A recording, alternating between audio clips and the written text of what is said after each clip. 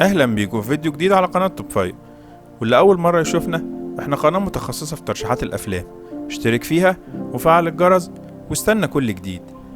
طرق النجاح في الحياة مش هقدر اعرفها بس من قراية الكتب، اقدر اعرفها واكتشفها اكتر من فيلم بيقدم افكار ما خطرتش على بالي قبل كده.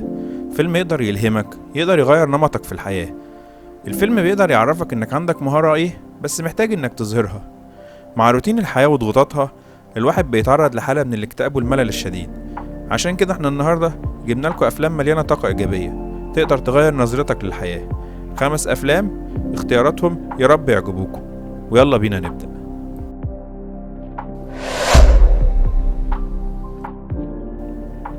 فيلم كوميدي حقق نجاح كبير وإيرادات رهيبة لما صدر سنة 2008. الفيلم من بطولة جيم كاري. الدروس اللي هتتعلمها بعد ما تشوف الفيلم ده هي إنك لازم تدي للناس ولنفسك فرص تانية وتالتة، وإنك لازم تبص على حياتك نظرة إيجابية بس. الفيلم بيحكي عن كارل اللي بيرفض يخرج مع أصحابه، بيرفض يساعد أي حد، حتى التليفون لو الرقم مش معروف ما بيردش عليه. عشان كده دايما أصحابه بينتقدوه، لحد ما هيجي في يوم يغير كلمة لأ بكلمة نعم، فتتقلب حياته ويكتشف حاجات كتيرة جميلة جدا كانت فايتاه، ويتحول من شخص سلبي منتقد لشخص إيجابي محب للحياة. فيلم من أفضل أفلام القصص الملهمة المقتبسة عن قصة حقيقية. الفيلم من إنتاج 2006، بيحكي عن معاناة أي حد لما بيشوف حلمه بيتحطم قدام عينيه. الفيلم بيحكي عن دان، وده لاعب جمباز بيدرس في جامعة كبيرة. بيتعرض في يوم لحادثة بسببها بيفقد القدرة على المشي.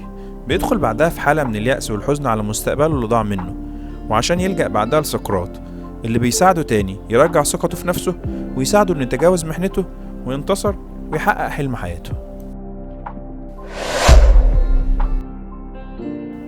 فيلم روعة من إنتاج 2013. الفيلم بيحكي عن تيم اللي بيكتشف قدرته على الرجوع بالزمن للماضي، واللي من خلال الموهبة دي هيحاول على تغيير أحداث ماضيه عشان يحسن مستقبله. هو عارف إن الموهبة دي مش هيقدر يستغلها إنه يجمع فلوس، عشان كده خلاها كلها إن يلاقي الحب الحقيقي في حياته، مع أحداث روعة طول الفيلم. فيلم مش بس بيعلمنا إننا لازم نعمل مجهود كبير عشان نلاقي حد بنحبه، بس بيعلمنا الأهم هو إنك لازم تحافظ على الحب ده. تخيل انت بقى لو تقدر ترجع بالزمن تاني، هتصلح ايه في حياتك وشكلها هيبقى ازاي؟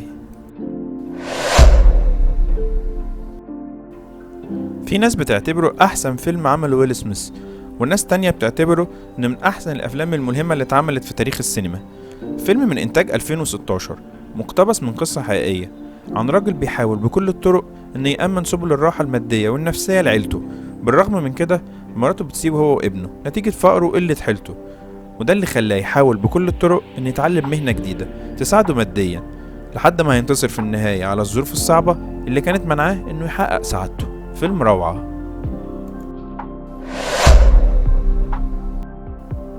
فيلم من إنتاج 1999، مقتبس عن رواية. الفيلم بيحكي عن إدوارد اللي بيتعرض لضغوط في الحياة والشغل مخليه ما بيقدرش حتى ينام، لكن بيلاقي جزء من راحته في جلسات العلاج النفسي الجماعي. بيتعرف إدوارد على شخص بيقدر يحرره من تعلقه بالحاجات اللي كان مسيطرة عليه، وبعدها بيحرره من خوفه من الناس، وبيتفقوا مع بعض انهم يعملوا نادي للقتال اللي بيضم كتير من الناس المحبطين اللي زيه. الفيلم بيقدم لك دروس مهمة جدا في الحياة، انك عشان تقدر تنجح في حياتك لازم تتحرر من اي قيود بتقلل ثقتك في نفسك. فيلم يستحق وبجدارة يكون معانا المركز الاول. لو ترشيحاتنا عجبتكم اعمل لايك للفيديو واكتب لنا رأيك في الكومنتات، ولو لسه مش مشترك في القناة اشترك وفعل الجرس واستنى كل جديد. خلص الكلام، سلام.